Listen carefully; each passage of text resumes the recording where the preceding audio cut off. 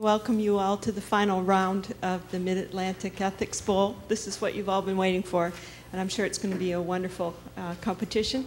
I'd like to start by congratulating UNC Chapel Hill for making it to this round, and of course Clemson as well, and explaining why I'm in front of you moderating this evening or late this afternoon. I'm Sandra Peart, the Dean of the Jepson School of Leadership Studies. You may have seen me floating around during the day.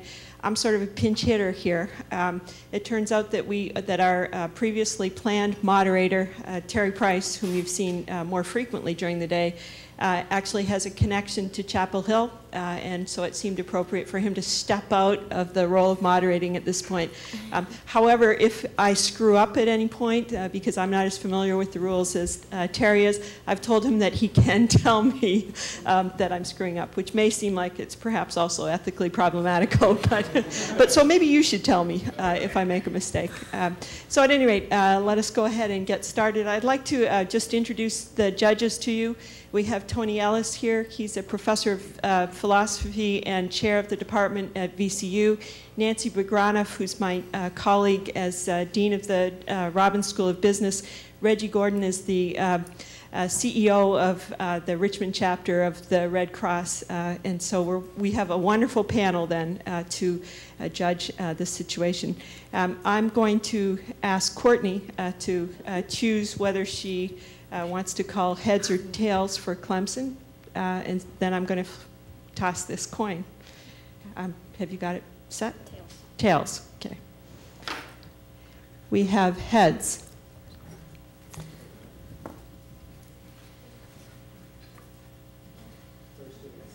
UNC Chapel Hill is team number 1.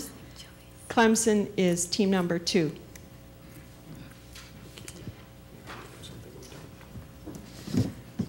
Judges, if you could fill in your sheets accordingly, that will get us started.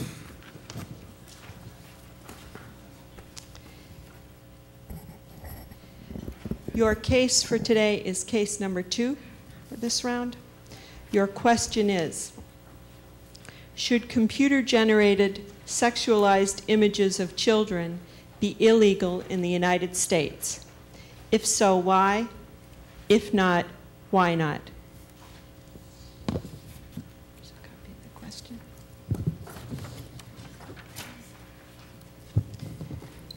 Team 1, I'm going to set the timer. You'll have 2 minutes to prepare.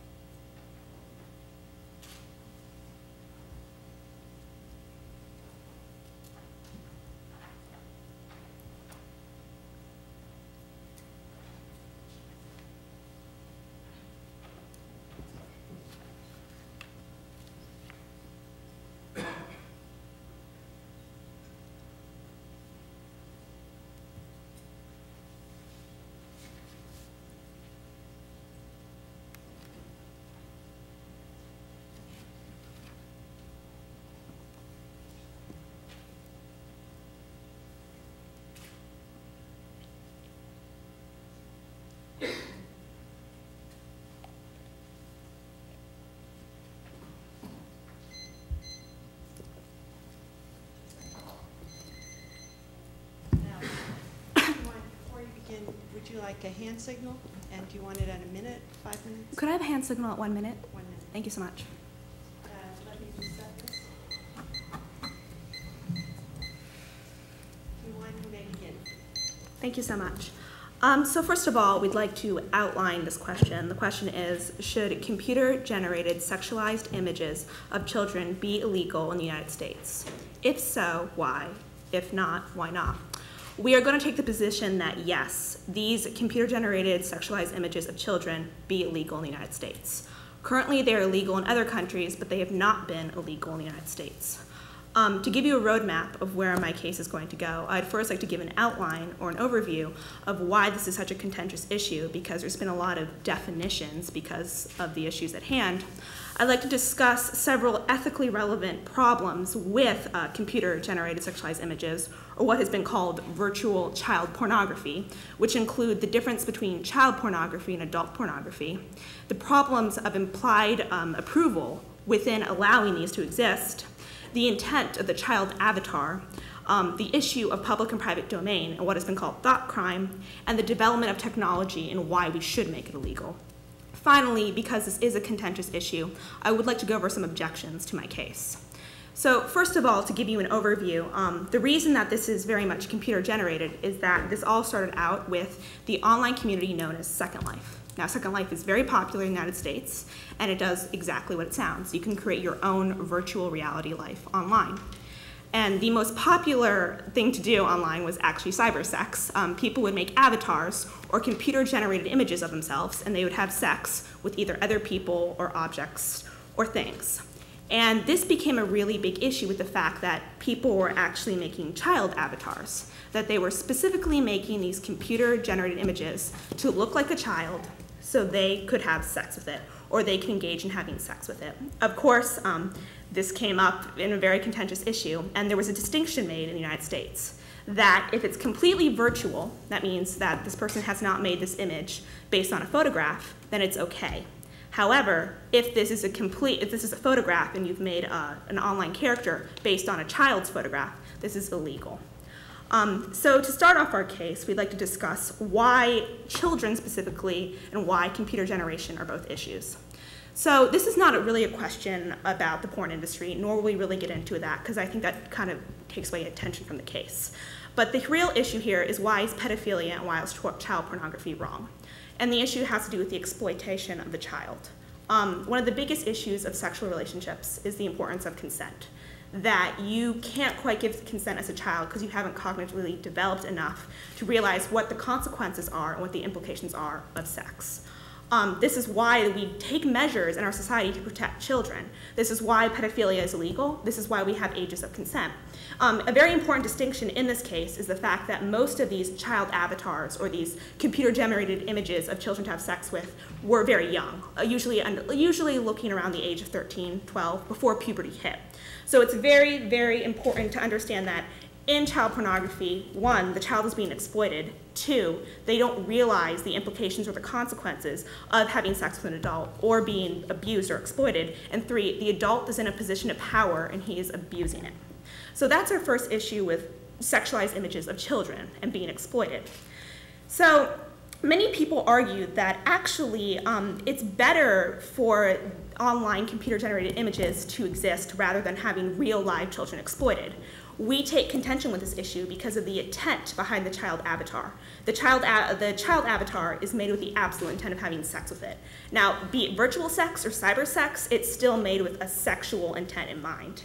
There is none of this intent that it was somehow a mistake. They fully intended to have sex with this computer-generated image through a computer-generated image of their own.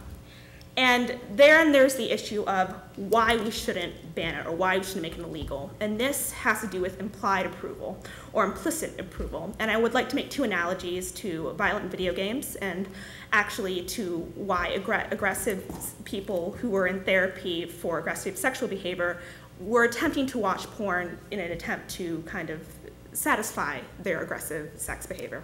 So a lot of people make the argument that these sexualized images are actually okay because people who have these urges can act out these urges in a way that is somehow not physically or explicitly harming a child. They're having sex with an online image, that somehow there is no consequences or no issues whatsoever. This was the same line of reasoning in the violent video game industry, that people who are aggressive, if they play that aggressive video games, after all, it's only simulated reality, they won't actually go and be aggressive out in the society. Several studies prove that this was actually false, that people were going out and being more aggressive in society, they were getting arrested more, and they were being more just aggressive and angry towards society in general. And the next big study that came that was kind of similar to this is that people who were in therapy for aggressive sex behavior or aggressive sexual assault attempted to watch porn as an outlet to, satisfy these aggressive needs. And the thinking was, well, if they satisfy their thing, again, through a simulated reality, there won't be any consequences, that somehow these images will be satiated here. Then studies showed that the porn actually made them more aggressive, that they were more likely to do sexual assault in the real world. So as we can see here, there is kind of a sort of problem with this line of thinking that if we allow these computer-generated images to exist of children and allow people to have online or internet sex with them, this is okay, when we have evidence of very similar analogies showing that it actually had the opposite effect, that it was very consequential. The next issue I'm going to bring up is this idea of a thought crime, because the case does state, and this is something that needs to be addressed here, that by somehow regulating what people do on the internet, you're somehow violating their autonomy, that somehow this is a thought crime, you're regulating how they're thinking. This is not the case with Second Life. Second Life is an online community. You give your information, you purposely make it public domain. The whole entire point of Second Life is to create a Second Life online so you can interact with other people. And so to sit here and say this is actually a thought crime that violates private domain wouldn't make sense at all. A thought crime could be considered violating if I looked at someone and I said, I know what they're thinking, when in fact I can't really ever prove what they're thinking because I'm not inside their mind. That could be considered a thought crime. However, when you go on Second Life, when you give your information, and when you engage with other people on Second Life to create a virtual reality of your own life, this is no longer private domain, this is public domain, and it is open to public opinion. Lastly, I would like to discuss this issue of, well, maybe CGI, sexualized images of children, shouldn't be illegal, but they should just be regulated instead. The fact that we don't want to violate autonomy. This is a big issue because of the development of technology. Of course, there have always been attempts to somehow regulate the internet, to regulate social media in a way to make sure that those who don't quite understand the context of things won't fall into won't watch it and won't be negatively somehow influenced. And one of the big consequences and fears of allowing this to be legal is the fact that a child could stumble upon Second Life and not having the life experience and the context, he somehow misunderstands it and he thinks it's okay to engage in some sort of sexual encounter with an adult because this is allowed on the internet. Unfortunately, with the development of technology, as I'm sure we all are aware of, is that it develops so fast and it's so hard to regulate those things that could be very detrimental to children. As an example, lately on YouTube, you can actually watch avatars engage in sex with each other, and this is YouTube, a public domain. You don't even have to write anything on it. It's a side ad. So our issue with this is that regulation won't really work with such a rapid development of technology, that somehow children and adults can find a way around this, and finding it, there again is that implicit approval that it's okay to engage in this because it doesn't harm real people short term, when in fact studies shown with similar activities have shown that there are long-term consequences, that we're somehow implicitly improving this action as long as it doesn't hurt somebody, when in fact an avatar is really a representation of somebody. It has long-term consequences. Perhaps it's not short-term explicit, but it's definitely having long-term consequences. So two very strong objections are a violation of autonomy and the government's role in this. Should the government be allowed to go into a private citizen's home and regulate what they can and cannot put on the internet? Well, we would argue that children are definitely citizens of a society, and they're actually the most vulnerable of the society, that the government has a bigger obligation to take care of children when they're being exploited. Thank you. And child avatars, though perhaps not explicit exploitation of children, are still implicit exploitation of children, and the government has a duty towards them to make sure that they don't get harmed. Furthermore, this violation of autonomy does not apply, especially if you go on Second Life and if you go on these public communities where other people engage in it. So in conclusion, to summarize, yes, computer-generated sexualized images of children should be illegal in the United States based on the problems of child exploitation and pornography, based on implicit approval of allowing these to exist, based on the fact that there is the sexual intent of the child avatar, based on the fact that this is not a thought crime, this is public domain, and based on the fact that the rapid development of technology would not protect through regulation. It would merely find another way to allow children and adults who might not know the context of this to realize the problems that they're in. Thank you very much. Thank you for your answer. Clemson, you now have 1 minute to confer.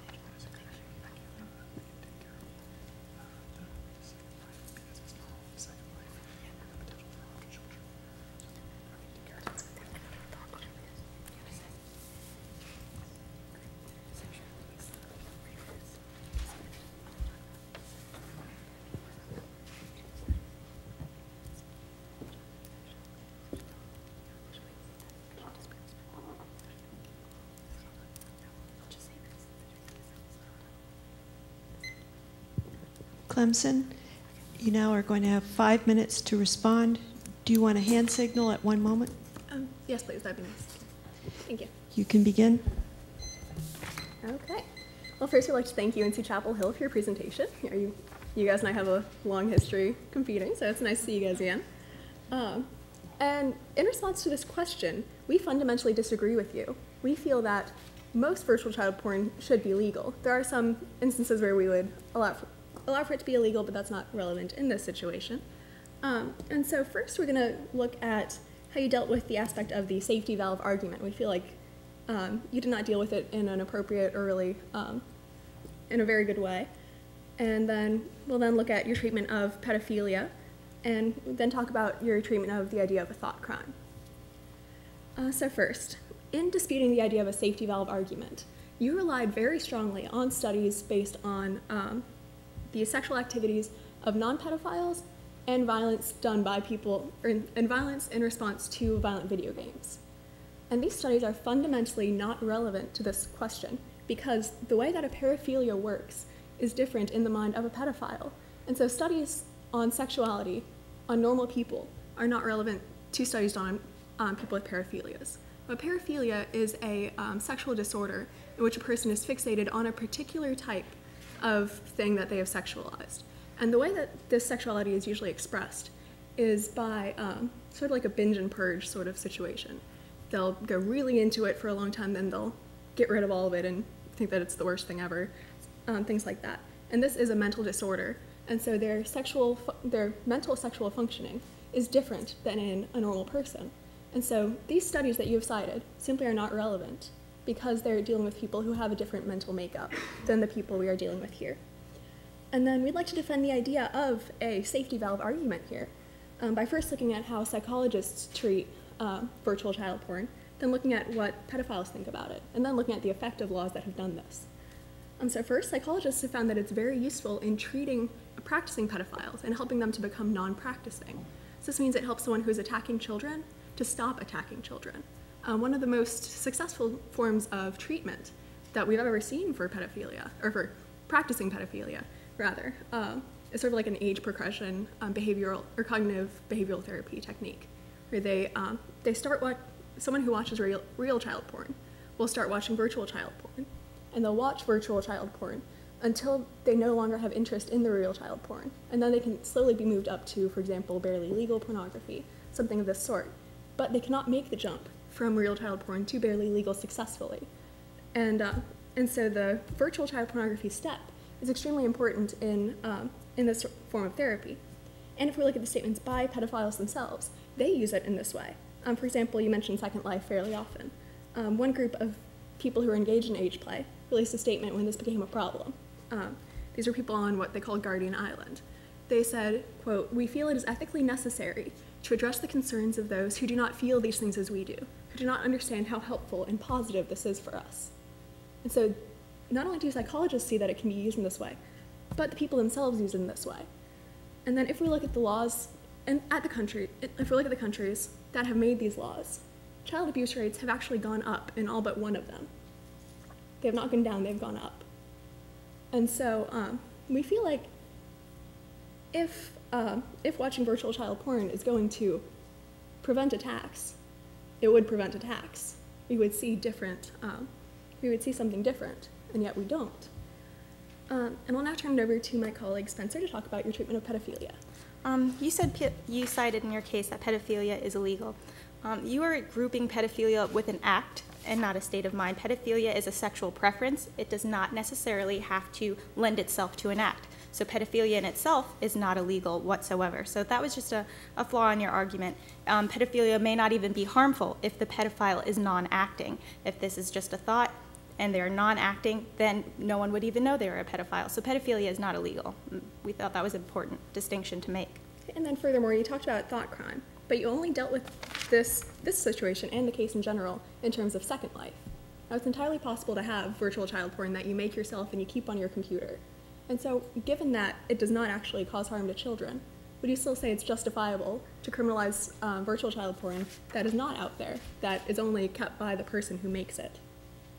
So, in conclusion, we've shown that the studies are not relevant because people with paraphilias react differently than people without them, and we've shown that the safety valve argument is in fact a legitimate one, and that, yeah, good enough. Thank you, Clemson University. Chapel Hill, you now have 1 minute to confer.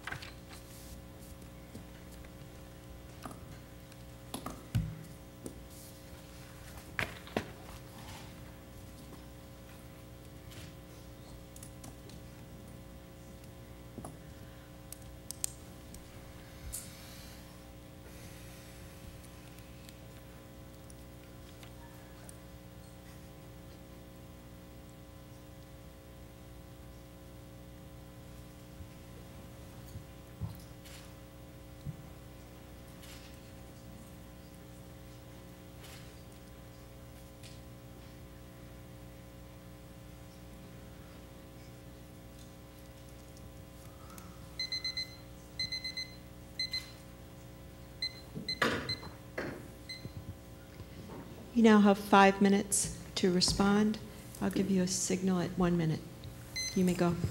First of all, we'd like to thank Clemson for the very insightful comments, and we can hope that we can clear them up a bit.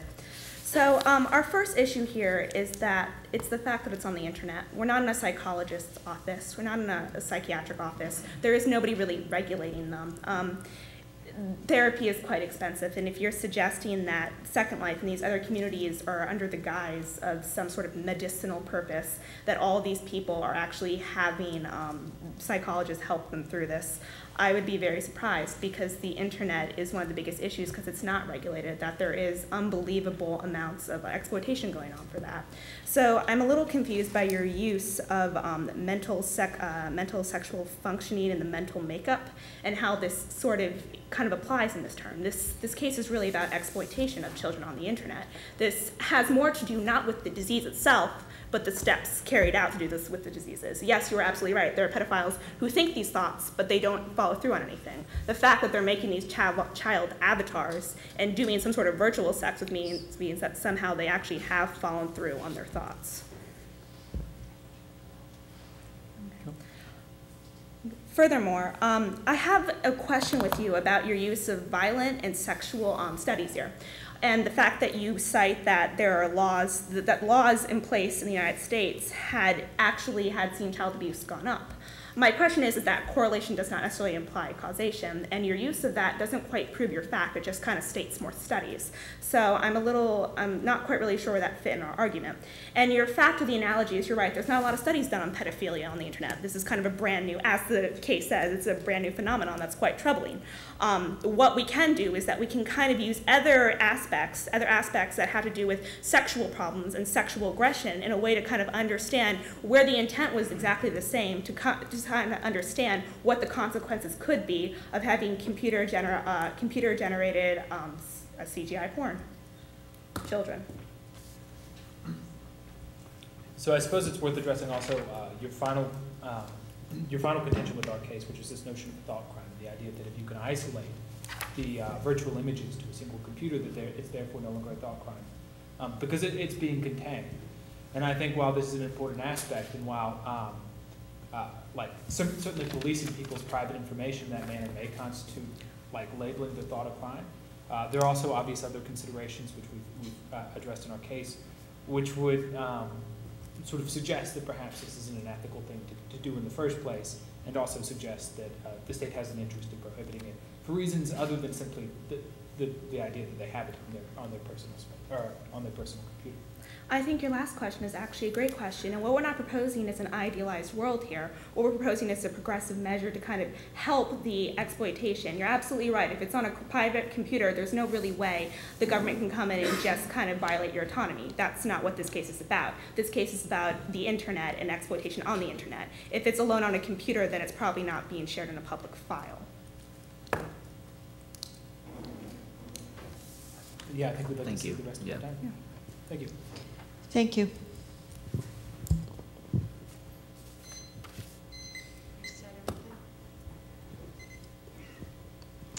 Okay, we now turn to the next set of questions. If we could collect your notes first. The judge. I'm sorry. Excuse me. Sorry. We have another face here. I'm a step ahead. The judges will now have a little time to confer, and then we'll have a 10-minute judge session.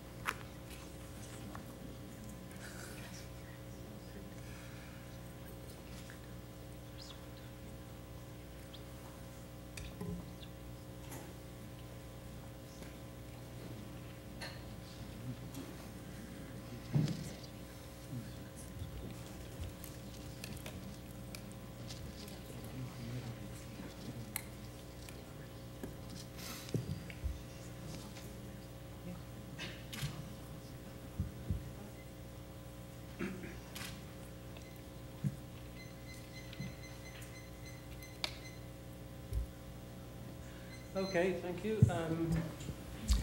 It's a very generally accepted principle of legislation that an activity should be deemed not to be illegal unless one can show that it harms other people. I'm not sure whether you accept that principle or not. Some of your arguments seem to me bypassed it because you simply argued that adult child sex was immoral and therefore it should be illegal, so I'm a little unclear about that. But assuming you do accept that principle, then it has to be shown that computer-generated imagery of children, not just to do with the internet, but computer-generated imagery of children does have harmful effects on children. And you said there had been, quote, long-term studies on this. I wonder how, could you tell us how these long-term studies were done and how it's possible? That's a number of different questions. No, it's fine. So to give, it's a great question. It's mostly because this phenomenon is very new and they're trying to find ways to deal with it because on some level it is troubling, because, to say the least, because people are acting out these fantasies. Now, you could argue you're right, computer generation images really have no effect on real life. But the fact of the matter is, by acting out this desire and not being regulated, not realizing really that it's wrong, that there's no kind of, how should I put this, there's no no one there quite to make you realize that there's a moral wrong being done here, that you are somehow making an image of exploiting a child and having sex with it. Yes, explicitly, you aren't hurting anybody, but thoughts that get carried out in a fantasy world usually have a way of working themselves in the real world. To give you an example, not only are adults affected by this, I mean, adults are our main concern because adults are mostly on these online communities, but children are affected by that. And that's one consequence we were particularly concerned about. The internet is ever present. I'm sure you're well aware of that. And the fact that children can get on the internet, that children can see these images, and they don't quite have the understanding or the context that this is wrong, that this is a fantasy that somebody had that has very negative repercussions for them, that's something we're particularly concerned about. To give you an example, one of our professors told us that her grandson was playing with the computer and had found an image of Second Life, and there was a child avatar engaging sex with an adult avatar. The child was 4 years old. He really didn't have an understanding or context of what this meant, that this was a virtual world, that this couldn't happen in real life, that there were consequences for the child that this would happen in real life, all very negative. And so our issue here is kind of twofold. The fact that, A, allowing these fantasies or allowing this like urge somehow to play out in real life with no kind of realization that it's wrong, no psychologist to make them understand that there is eventual progress in mind, that to move them away from acting out crimes of having some sort of sexual encounter with children, that's a main concern with the internet, but also there's concern that a child might stumble upon this and not having the context or understanding of the fact that it's wrong.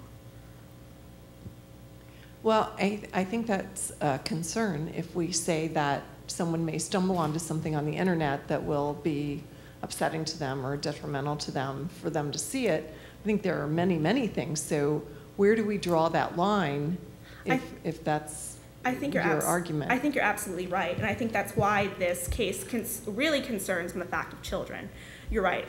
There are very subjective ideas of what's offensive and what's, let's say, art. However, the sexualized images of children and the sexual encounters of children on the internet, that's a certain demographic of society that is very vulnerable and doesn't have quite the same understanding of the rights and the consequences of like a life or sexual encounters that they would understand. Furthermore, the fact that I'm very much, here's the thing. I understand that you cannot regulate the internet to a point, and to kind of infringe on autonomy of people is not something that we advocate here. What we advocate here is that there's a greater good at hand, and we don't want to somehow implicate children. This is the main demographic we're concerned about, or acts of sexual encounters with children that could really harm them on the internet. I think our issue, to answer your question, our issue here is mainly what demographic can hurt the most here.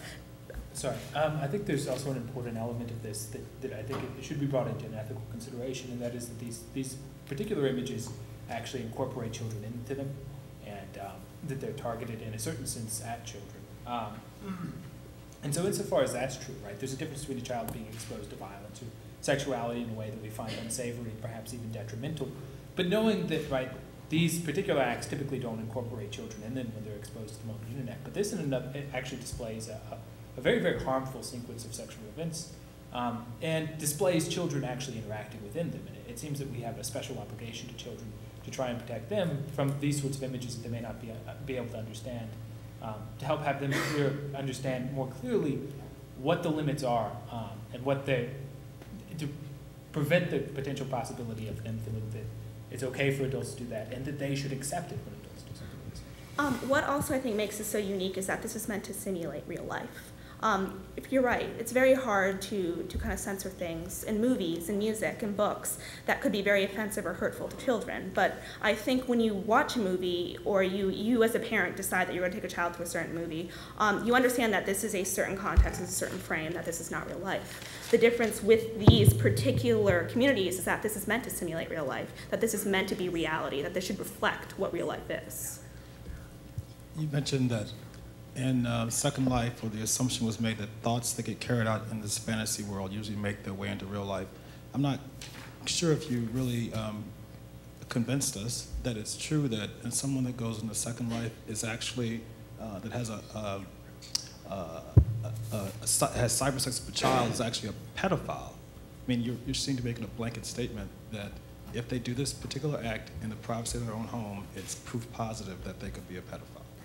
I think that's a good question. Perhaps I didn't make myself clear enough. I would never make a blanket statement because, again, the thing about Second Life is that it's an interaction as a character. Your point is correct that it would be wrong to make a blanket statement. Perhaps I didn't clarify that enough. But the issue is that, kind of back to my video game analogy, is that you're interacting in this. This isn't like watching something happen, or you're actually engaging in this. And I think the big issue here is that studies have shown in video games, which is another form of interacting, that there have been consequences in real life, that somehow engaging in something that isn't quite regulated, or there isn't so much to make you realize that this fantasy might be inappropriate or might be detrimental to a child in real life. That's the big issue here at hand. It's not that I don't think we're saying that the Second Life community is wrong in that, in doing like adult sexual situations. It's the fact that somehow in someone's mind who plays this, there could be the very real consequence that by engaging in this computer-generated act so many times that there is somehow an implicit approval of it, that no one has stopped to tell them that there might be consequences in acting it in real life. For example, violent video games several of them were pulled because people would play them, especially young children or young teenagers, sorry, and they actually acted very aggressively in life, and several of them, such a high percentage were arrested that they had to pull the video game from the market, that these people thought it was okay by somehow engaging in this video game, engaging in something that was a simulation of real life, that it was okay to engage in it in actual real life, not a virtual real life. To kind of, I'm not sure that we fully kind of got to the core of that question though. It seemed you were asking a question about what about the people who engaged in this behavior yet weren't pedophiles? And the stance that we're taking is that the rights or the protection of children supersedes the rights of these people to act out these fantasies if they're not whether they are pedophiles or not, because the protection of children from the escalation of the people who are pedophiles and who we contend will escalate from these websites. So I hope that more fully answers it. Can I just follow quickly on that? It's important here not to slip between this might be harmful to children to we have evidence that it is harmful to children. I've noticed that there's a little bit of slipperiness here. I take it you have to assert the stronger claim that there is evidence that it's harmful to children, and I'm still not sure that you've told us what this evidence is or how good it is. So currently there have been many studies in the United States, but in other countries there have been studies. That's why other countries have banned these images. We would be very, we don't want to quite exploit the claim that, because it happened in these other countries, that it's going to happen in the United States. But there is enough fear there, and there was enough statistical evidence for those countries to ban these images that I think there is enough reason and rationale to fear that this would be also caused in the United States. And potentially the harm might not even need to be in consideration if we're giving sort of an implicit approval that child pornography is okay or engaging in pedophilia is okay. Then we have on our plate more substantial problems that could lead to further exploitation of children.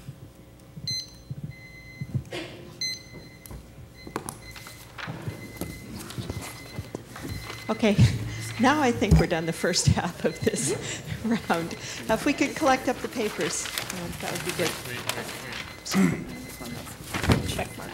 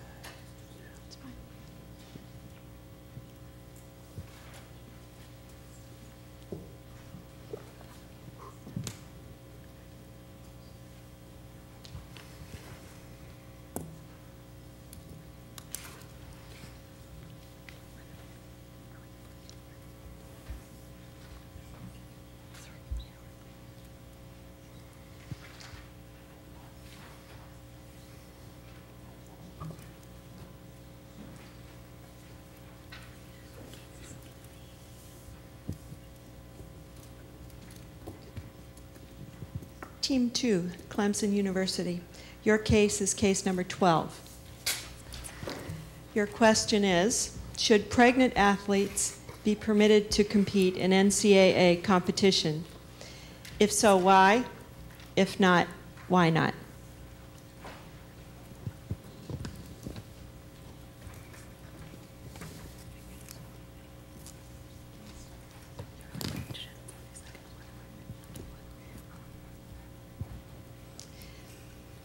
You now have 2 minutes to confer. Go ahead.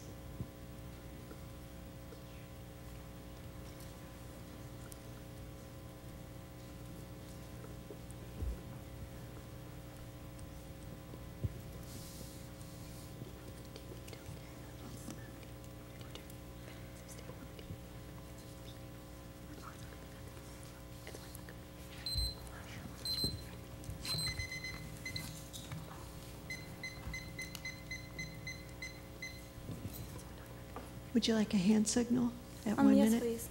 Okay. You now have 10 minutes to respond. All right. Thank you for the question, and thank you guys for listening to my answer. To the question, should pregnant athletes be permitted to compete in NCAA competition, Clemson responds that yes, they should be able to compete within the first 2 trimesters if they have medical permission and the team allows. However, they should not be able to compete during the 3rd trimester under any circumstances, and they should not be able to compete if the college does not allow them to compete. First, I would like to talk about pregnancy as a whole. There are a lot of misconceptions about pregnancy, a lot of misconceptions about a woman's ability while she is pregnant. A lot of the reasons that people discriminated against women, maybe in the workplace and in schools, had to do with her ability to get pregnant. I know that one of the reasons cited in the early 1900s and the late 1800s for young women not to be able to go to school is because the blood from her brain might, going to her brain to stimulate thought, might take away from her uterus. This is completely and utterly ridiculous, of course, but I just wanted to show that a lot of the time misconceptions about pregnancy guide people's rules. I believe that an athlete should be pregnant, should not be pregnant, I'm sorry, that is not what I believe. I believe an athlete should be allowed to play during the first 2 trimesters, and I will base this mostly on Dr. Abdul, who is a researcher and a gynecologist who has done decades of research on the abilities of athletic women to have a healthy child when participating in contact sports. We'll also look at paternalism to say that even if the school does not wish to have this athlete play, that is not ethically remiss, and we'll explain why. And we'll have a brief utilitarian argument on the benefits of being allowed to compete versus the cons of not being allowed to compete. First, let's talk about Dr. Abdul. He originally set out his work to prove that when a woman is pregnant and participating in a contact sport, and by a contact sport I mean something like hockey, basketball, soccer, those are considered contact sports. When a woman is participating in these, that her increased heart rate and temperature would be detrimental and cause birth defects to the babies. So originally that was his claim, and he was working towards doing this, and he presented papers and published papers about this theory and how he's going about exploring it. However, he completely rebutted any of these ideas within 10 years of doing his research. He found that athletic women have an amazing ability to dissipate heat, and this includes their fetus. This fetus also has the ability to dissipate heat, to regulate heart, to regulate the amount of beats of heart per minute, and to overall get enough oxygen to both the mother and the fetus during contact sports. And this mainly lies in the woman's ability, the woman's tendency to be very athletic. When any doctor that you talk to will tell a woman who is consistently athletic that she can continue to be athletic in the first 2 trimesters, and this is for several reasons. One, the pelvis is a great form of protection for a fetus. During the first 2 trimesters, the fetus is very low in the pelvis and it acts as a barrier. Also, there's a lot of cushion with amniotic fluid. There's a lot of cushion with the womb. The woman's body is made during pregnancy to protect the fetus, and it does a very good job of doing so. So to prevent a woman from actually playing on a team just because of the idea that it might cause harm is ethically remiss. Another reason that Dr. Abdul promotes women playing in contact sports, he specifically worked with a young woman, 16 years old, who was playing volleyball. He gave medical permission to this young woman to play in a contact sport because he said that her body was able to, his studies showed that her body is able to handle it, and that all athletic women, their bodies are able to handle it.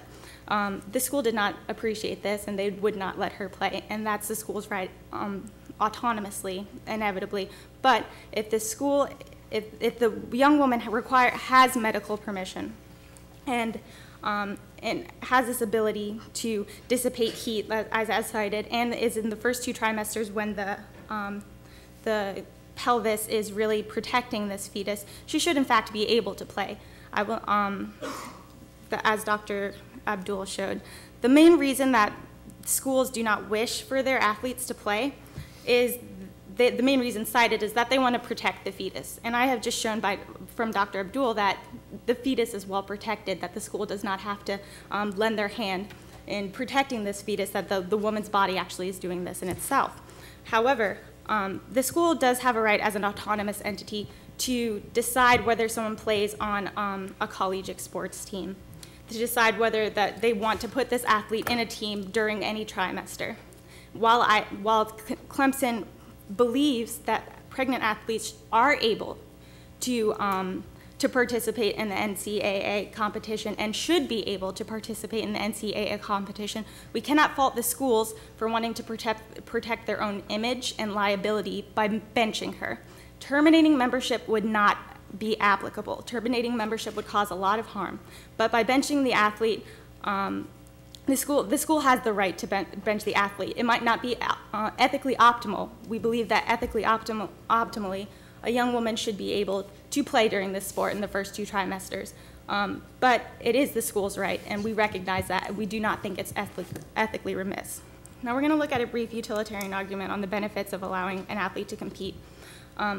A lot of the time, schools, when they find out a young woman is pregnant, will either terminate, will threaten to terminate her membership. It's not a matter of you can stay on the team and be pregnant, you just can't play. It's usually an all or nothing kind of bet. You're pregnant, we're not going to let you play, and we're not going to allow you to be on the team since you are in this condition. We do not believe that that is ethically allowable.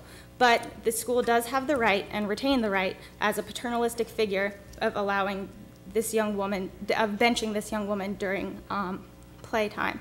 So the benefits of allowing this young woman to compete would be that she would be allowed to participate in a sport that she loves, which is understandable. That's benefit 1. 2, she would also be allowed to, if not terminated from a team, she would be allowed to retain her scholarship and participate maybe not actively, but in a team kind of in a team-wise manner in the competition.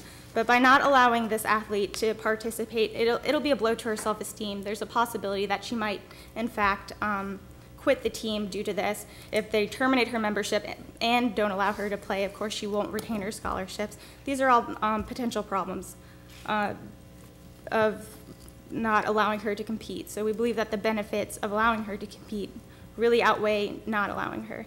So in essence, Dr. Abdul has shown that high heart rate, lack of oxygen, everything that is a misconception about pregnancy is really it's ill-guided, and that a woman's abilities go beyond that of the way the schools think. So Clemson believes that during the first 2 trimesters, with medical permission, the school should ethically allow this athlete to compete. However, we do recognize the right for this school to bench this athlete, but not to terminate her pregnancy. Sorry, membership. Thank you.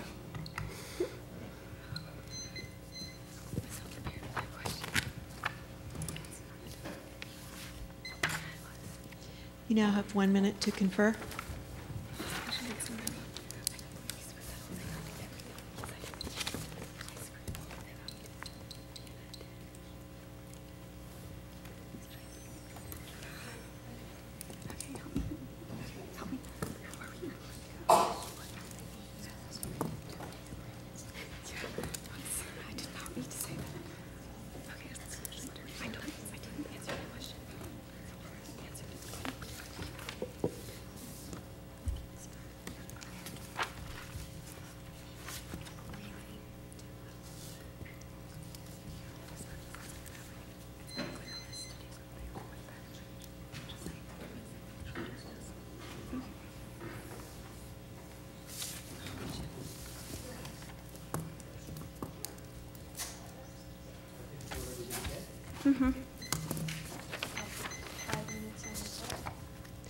You can now begin.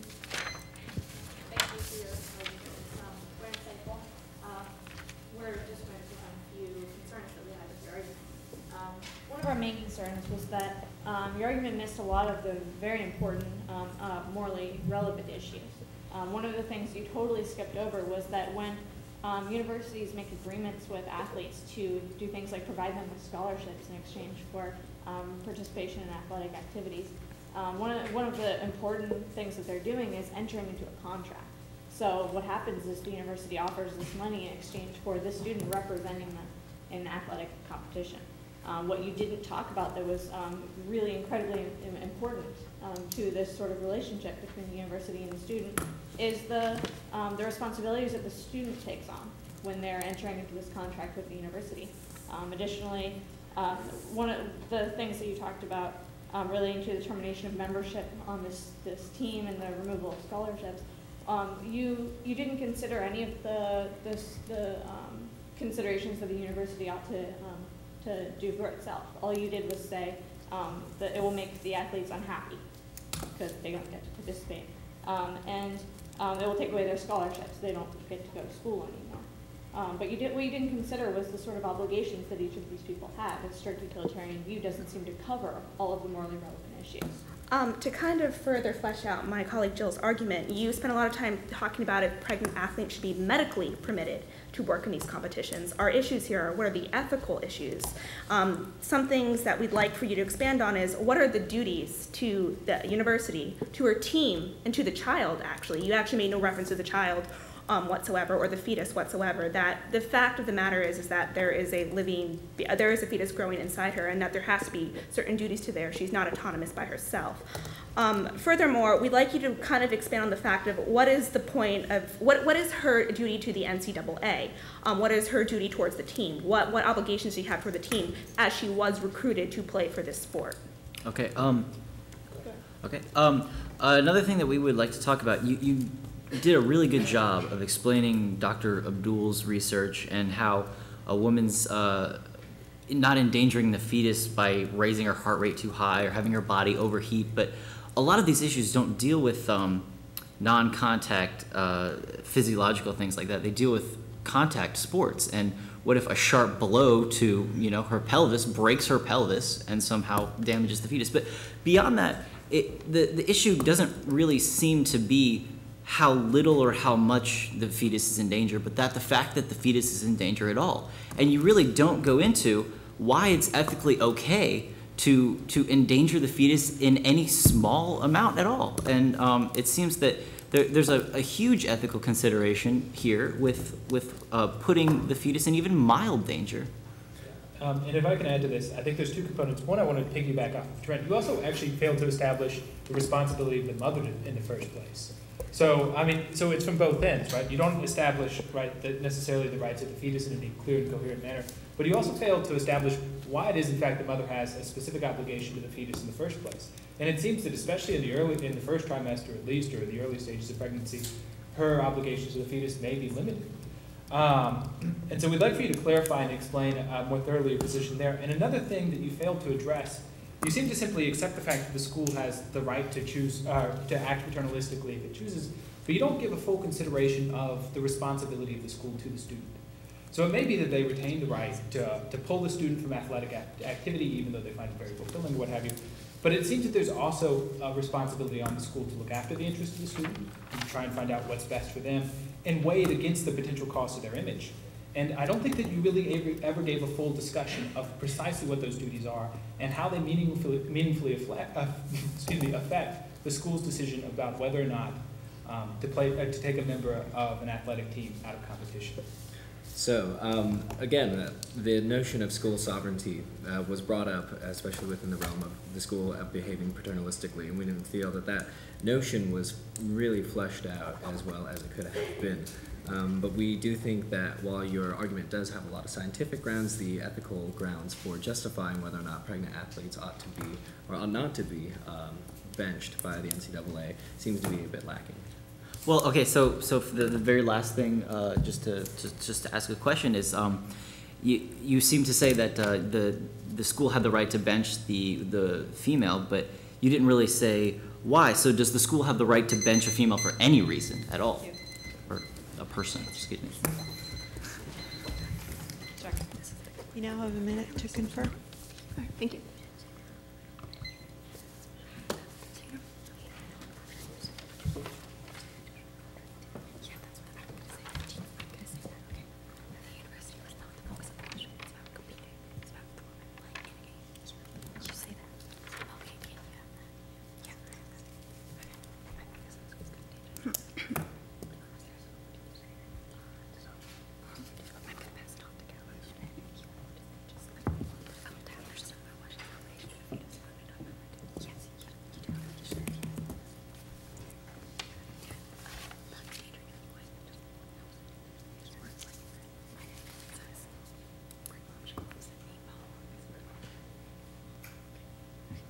We're ready. Now I've got 5 minutes. Clemson would like to thank Chapel Hill. There was a lot of, I did not provide enough information. I'm going to recognize that, and I'll explain it now. As for entering into a contract, you're saying that this young woman is entering into a contract. There are stipulations to that contract, and in fact, being pregnant might go against those stipulations to the contract. That is incredibly discriminatory. You cannot sign into a contract for the NCAA sports that say, I will not get pregnant. This would be like, we can liken this to injury. If you were to sign a contract that said, I will play on your team, but only under the stipulation that I won't get injured, no one would play. There's injuries constantly, and the people are allowed to stay on the team, but they are benched. So there is absolutely no evidence that there is any sort of contract put in place that says, if you become pregnant, you are no longer allowed to participate in this sport. It's unethical to create such a contract, and it would be incredibly discriminatory. As for the potential harm for the fetus, I think that it's important to put this forth that from the 1970s to 2010 in the United States, there are no contact sport related deaths or birth defects for a fetus for practicing mothers. There are none. In fact, the majority of them are from spousal abuse and riding in a car. And you said that the mother has a great responsibility to do whatever they can to prevent harm to the fetus. Therefore, do you think a mother should walk everywhere? Because getting into a car, in fact, poses a greater risk than actually playing in a contact sport during the first 2 trimesters of your pregnancy.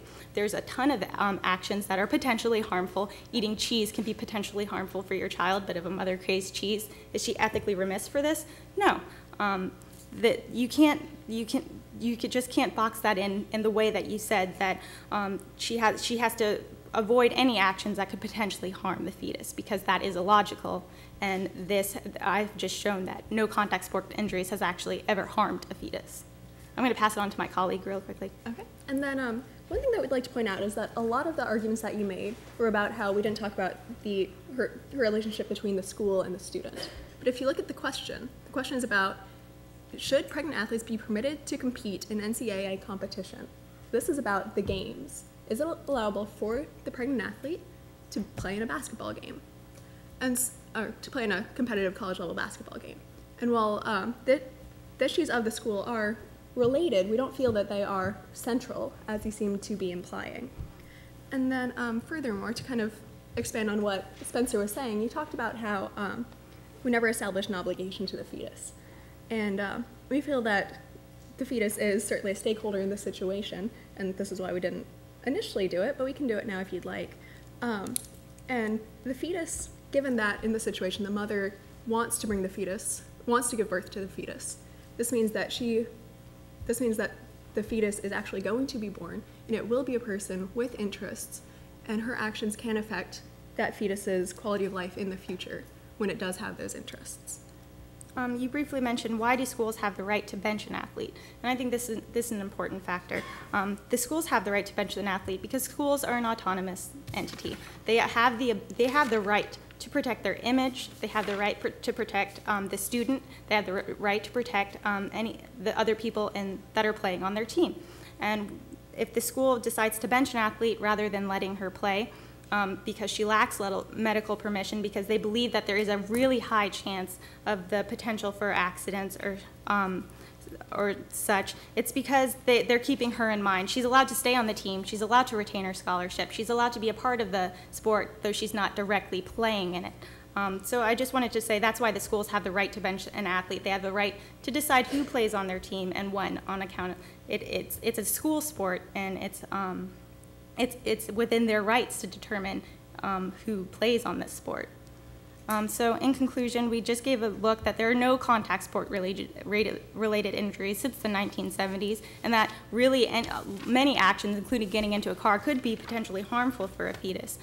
We focused a lot on medical data and statistics because we believed it was centrally important to this case as to her ability to play on a team sport. Thank you very much.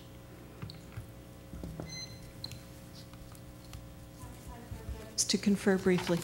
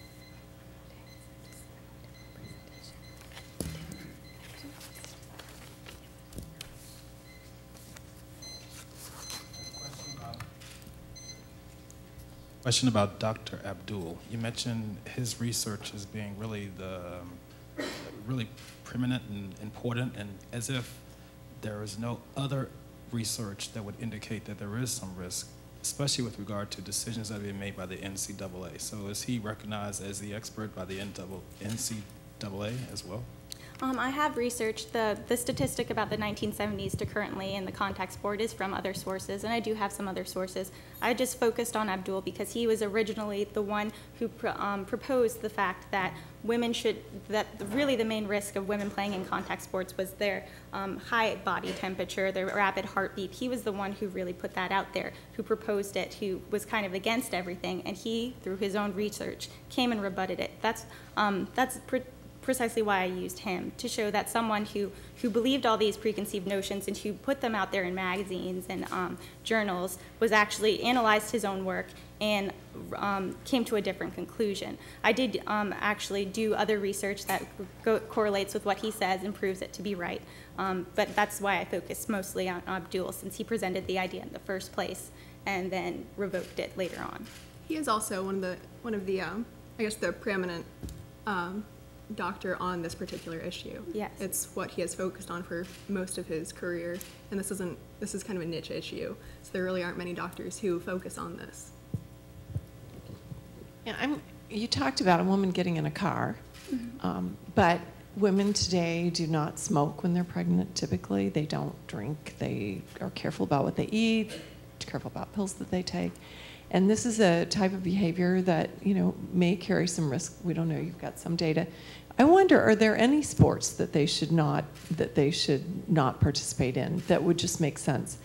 Boxing, is that different from playing tennis? Is it different from basketball? Is football, lacrosse, rugby, are all of them, do you think, equal in this, that the woman should have the right to participate in any of these?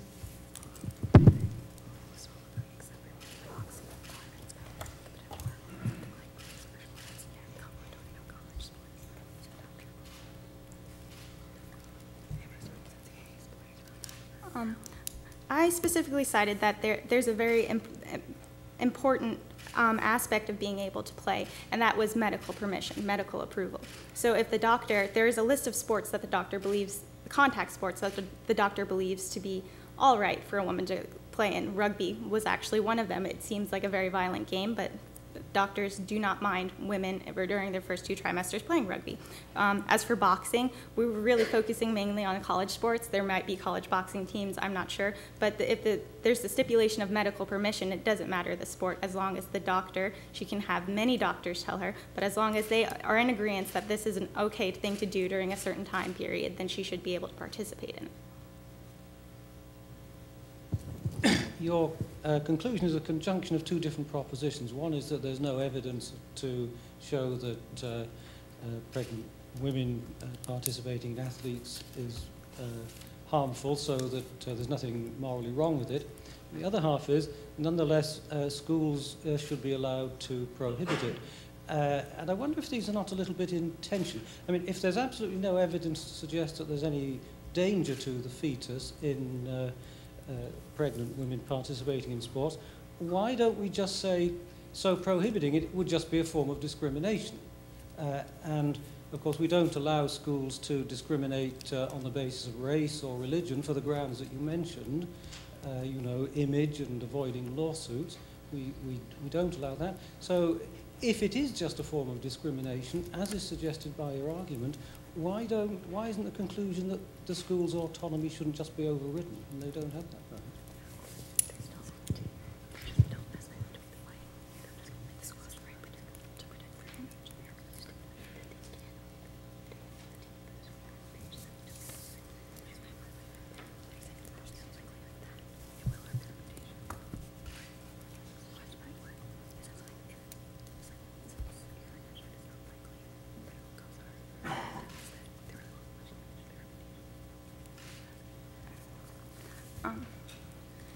I would like to clarify that I did not say that what I meant really, let me just put it in terms, was that a school has the right to bench the athlete.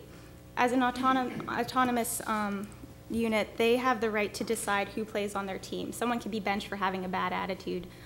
They require that injured athletes be benched for a certain period of time in accordance to medical permission and a medic's recommendation for that athlete. Terminating the membership would be discrimination. Saying that you can no longer be on this team at all because of your pregnancy is discriminatory. Saying that we're not going to allow you to play in this game, we're going to bench you, is not discriminatory. However, we believe that Clemson believes that if there is medical permission and the doctors are in agreement that this young woman is able to play, is able to participate in the sport, that the school should recognize this during the time period of the first 2 trimesters. I mean, can you explain why it's not discriminatory to bench an athlete? After all, it probably puts her at a disadvantage. So why isn't that discrimination if there's no evidence to support this? Why isn't that just discrimination also?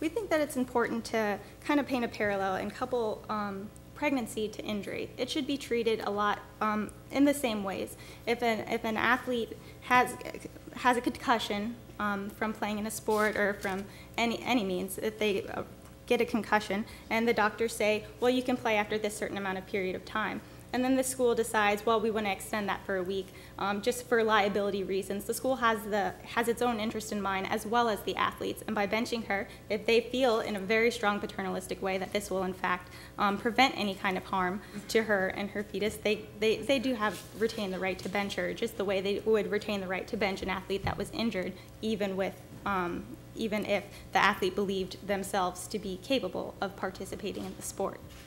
So we think it's just a very important parallel to couple injury with pregnancy. They should be treated basically in the same terms.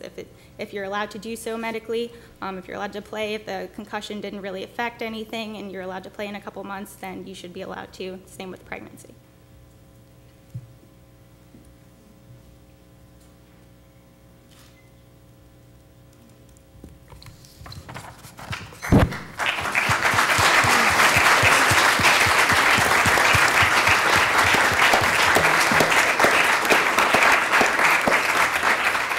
I think you'll all agree with me that the judges now have some hard work to do.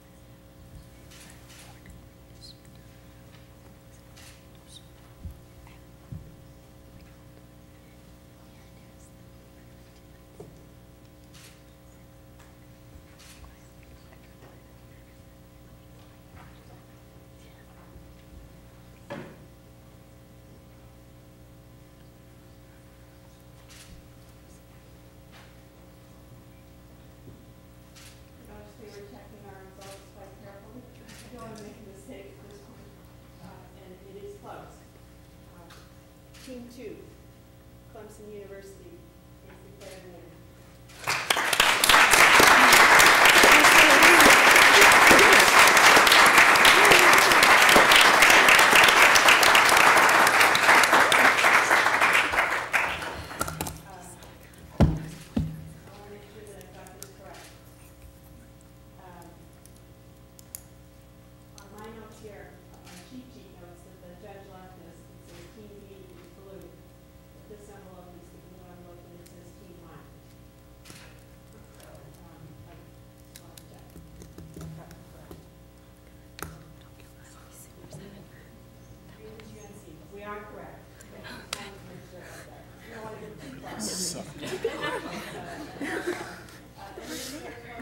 Both on the majority of the majority condition, 2 out of 3 judges, and also in terms of points. The total points were 140